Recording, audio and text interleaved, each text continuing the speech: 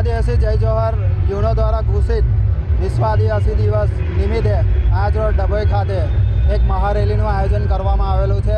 જેમાં આજુબાજુ વસતા અને ડભોઈમાં વસતા તથા વસાહતમાં વસતા અને ગ્રામ્ય વિસ્તારમાં વસતા ડભોઈના આદિવાસી સમાજના દરેક અગ્રણીઓ ભેગા થઈને એક સમિતિ બનાવવામાં આવી છે. તેના દ્વારા એક રેલીનું આયોજન કરવામાં આવ્યું છે, જેમાં સાંસ્કૃતિક પોશાક ધારણ કરીને સાંસ્કૃતિક પદ્ધતિથી નૃત્ય કરીને આજે રેલીનું આયોજન કરવામાં આવ્યું છે. અમારી રેલી સિનોર ચોકડીથી નીકળીને ખેતીવાડી ઉત્પન્ન બજાર સમિતિએ બાબા સાહેબ આંબેડકરનું ફૂલ વિધિથી સન્માન કરીને આગળ વડોદરી ભાગોળ રહીને વડોદરી ભાગોળથી કાજીવાડા મસ્જિદ ટાવરે રહીને ટાવરેથી સુધરે ગ્રાઉન્ડે સમાપ્ત થશે. આજનો દિવસ આદિવાસી સમાજ માટે ખૂબ જ